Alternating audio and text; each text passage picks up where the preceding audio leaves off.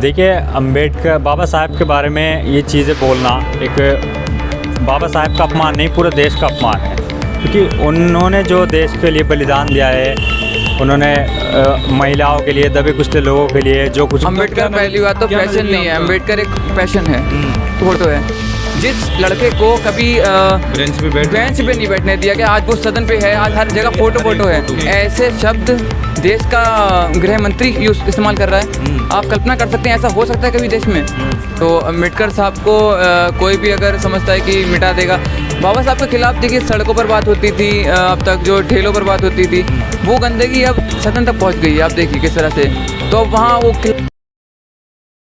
आप देख रहे हैं जामिया। इस वक्त हम मौजूद हैं जामिया मिलिया इस्लामिया यूनिवर्सिटी के गेट नंबर 7 पर। आप मेरे पीछे देख रहे हैं, ये जामिया मिलिया इस्लामिया यूनिवर्सिटी से कुछ छात्र हैं, इनसे हम जानने की कोशिश करेंगे। आपने देखा संसद भवन में किस प्रकार से देश के गृह मंत्री ने अम्बेडकर को लेकर टिप्पणी की है। उसके बाद काफ़ी संग्राम मचा हुआ है देश में, प्रदर्शन, धरना प्रदर्शन कर रहे हैं। हर पार्टियां अपने कार्य स्तर पर जगह जगह पर धरना प्रदर्शन दे रही हैं। आपने देखा मकर द्वार पर भी किस प्रकार से राहुल गांधी और सांसदों के बीच में लेकर कितना बड़ा बवाल हुआ, पूरे देश ने देखा। इसी मौके पर कुछ छात्र हमारे साथ तो जुड़े हुए हैं, इनसे हम जानने की कोशिश करेंगे आखिर इनका क्या व्यू है और क्या सोचते हैं डॉक्टर बी आर अम्बेडकर को लेकर। सबसे पहले आपसे जानेंगे, क्या नाम है आपका? ताइबुर रहमान। ताइबुर रहमान जी, आपने देखा जिस प्रकार से अम्बेडकर को लेकर अमित शाह जी ने कहा अम्बेडकर अम्बेडकर अम्बेडकर एक फैशन हो चुका।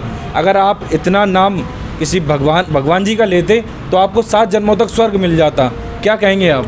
देखिए, अम्बेडकर बाबा साहब के बारे में ये चीज़ें बोलना एक बाबा साहब का अपमान नहीं, पूरे देश का अपमान है। क्योंकि उन्होंने जो देश के लिए बलिदान दिया है, उन्होंने महिलाओं के लिए, दबे कुचले लोगों के लिए जो कुछ किया है, कोई नहीं कर सकता। और आगे का भी सब उनके ही उस पर चल रहा है देश। क्योंकि कोई पार्टी नहीं बनेगी सिर्फ अम्बेडकर को लेकर ही बनेगी, संविधान के अलावा कुछ नहीं बनेगा। इन लोगों की पहले से ही प्लानिंग थी संविधान को, लोकतंत्र को बदलने की, तो ये कोई नई बात नहीं है। बीजेपी ये कह रही है ना कि हम तो संविधान से प्यार करते, बाबा साहब के बनाए हुए रास्ते पर चल रहे हैं। देखो, बीजेपी नहीं, वो तो हर पार्टी जितनी भी यहाँ पर है, वो हर किसी की सरकार में जो दलित, मुस्लिम, जितने भी दबले कुचले लोग हैं, उनके साथ हमेशा अन्याय हुआ है। हमेशा कहीं भी हो, किसी की भी सरकार हो, चाहे विपक्ष अब भले ही बाबा साहब के पक्ष में बातें बोल रहा हो कुछ भी कि हम बाबा साहब, लेकिन ऐसा कुछ नहीं है। सभी की सरकार में वो बाबा साहब के लोगों के साथ अन्याय हुआ है। और बाबा साहब का अपमान यही नहीं है आप CNRC लागू कर रहे हैं और उनकी विचारधारा को ख़त्म करने की कोशिश कर रहे हैं, 1 नेशन 1 इलेक्शन की बात कानून लागू कर रहे हैं, तो ये भी उनका अपमान ही है।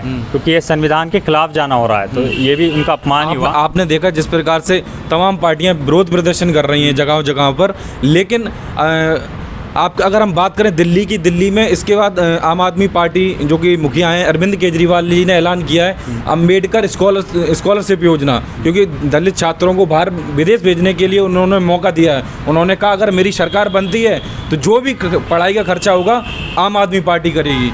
देखिए, वो एक अच्छी चीज़ है जो कि अभी तक देश में दलित जितने भी दबे कुचले लोग हैं, उनके लिए आज तक देश में कुछ नहीं हुआ है। या तो आप शिक्षा का इतना देश में कीजिए कि कहीं बाहर जाने की ज़रूरत नहीं पड़े। क्योंकि कहीं भी गवर्नमेंट, किसी की भी गवर्नमेंट अगर अपने स्टूडेंट को बाहर भेजती है तो वो पूरा खर्च वहाँ की गवर्नमेंट ही करती है। लेकिन यहाँ ऐसा नहीं था। अगर आम आदमी पार्टी इस चीज़ को ऐसे स्कॉलरशिप लागू कर रही है तो वो एक अच्छी चीज़ है। क्या फ़र्क पड़ेगा जो बहुत गरीब तबके से लोग आते हैं, जो दलित समाज का देखें, उन बाबा साहब का भी एक विजन था कि ज़्यादा से ज़्यादा पढ़ाई पहुँचे बच्चों तक, लेकिन आज वो विजन क्या लग रहा है, आम आदमी पार्टी इस विजन पे चल रही है क्या? देखिए, अभी तो कुछ कह नहीं सकते क्योंकि पहले वादे हर पार्टी करती है। अभी जीतने के बाद तो सबके बदल जाते हैं मामले, तो देखना है क्या हो सकता है। करें दिल्ली में सुरक्षा व्यवस्था को लेकर, क्योंकि सुरक्षा व्यवस्था ये यूनियन टेरिटरी, ये गृह मंत्रालय के अंडर में है, ठीक है। और अगर हम बात करें सुरक्षा व्यवस्था को लेकर, कहीं ना कहीं हम लोग को भी देखने को मिल जाती है। अभी आपने देखा हो जहांगीरपुरी में किस प्रकार से चाकू गोंदकर लोगों की हत्या कर दी गई। उसको देखकर सुरक्षा व्यवस्था क्या है दिल्ली की? आप देखिए, सुरक्षा व्यवस्था दिल्ली की बिल्कुल ख़राब है। यहाँ इतना क्राइम रेट बहुत हाई है, पूरे इंडिया में सबसे ज़्यादा सिटी, दुनिया की टॉप सिटीज़ में आती है दिल्ली क्राइम रेट में। तो यहाँ की सुरक्षा में कुछ नहीं मानता दिल्ली में। में एक और भाई हमारे साथ, उनसे हम बात करेंगे। सर क्या नाम है आपका? सिप्तैन हैदर जी, सिप्तैन हैदर। सैप्तन हैदर। तो क्या आप कहेंगे, अमित शाह जी के जो बयान दिया अमित शाह जी ने पूरे देश ने देखा, कि आप क्या कहना चाहेंगे? अम्बेडकर एक फैशन है। देखिए अम्बेडकर क्या पहली बात तो क्या फैशन नज़रिया नहीं है, उनका? अम्बेडकर एक पैशन है। तो अम्बेडकर साहब को कोई भी अगर समझता है कि मिटा देगा, बाबा साहब के खिलाफ देखिए सड़कों पर बात होती थी, अब तक जो ठेलों पर बात होती थी, वो गंदगी अब सदन तक पहुंच गई है। आप देखिए किस तरह से, तो अब वहाँ वो खिलाफ बोलने लगे हैं। तो ये कुंठित मानसिकता के लोग सदन तक पहुंच गए हैं। आप देखिए किस प्रकार से हो रहा है ये सब। और बाबा साहब को अगर कोई समझता है कि मिटा देगा नाम उनका, ये कर देगा वो कर देगा, तो उस समय भी जब बाबा साहब ने आंदोलन किया महार सत्याग्रह को लेकर के, जी। और भी कई तरह के पानी नहीं पीने दिया जाता था, महिलाओं का किस तरह अत्याचार होता, बाबा साहब के खिलाफ जी। और बाबा साहब ने कई नहीं, हर विषय पर बाबा साहब ने इतनी सूक्ष्मता से अपनी हर एक बात को रखा है, तो वो अगर कहीं से भी मिटाने की कोशिश करेंगे, वो कहीं नहीं मिटा पाएंगे।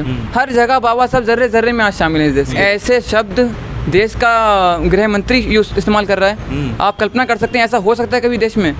मतलब ऐसी भाषा सदन के अंदर इस्तेमाल की गई। अब वो देखिए ऐसे ये लोग पहले भी बाबा साहब के संविधान के खिलाफ बोलते रहे कि अगर सरकार बन गई हमारी तो संविधान खत्म कर देंगे, संविधान खत्म कर देंगे। और वही चीज़ लोगों ने देखी भी, लोगों ने समझा कि अरे वाकई अगर ये लोग सरकार में आ गए तो संविधान खत्म कर देंगे। और उसका नतीजा आप देख सकते हैं जो लोकसभा चुनाव में क्या हुआ, कितना दलित समाज किसी और के साथ जाकर खड़ा हो गया।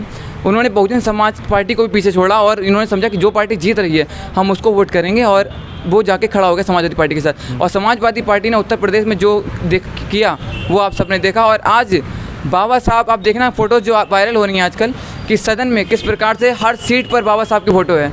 जिस लड़के को कभी बेंच पे नहीं बैठने दिया गया, आज वो सदन पे है, आज हर जगह फोटो है। आपने देखा किस प्रकार से हमने इन छात्रों से बात की, इन लोगों ने अपने अपने व्यूज़ को बताया। लेकिन आप क्या सोचते हैं हमें कमेंट में ज़रूर बताइएगा। और अगर आप नए हैं तो इस चैनल को ज़रूर सब्सक्राइब कीजिएगा और लोगों तक इस वीडियो को ज़्यादा से ज़्यादा शेयर कीजिएगा।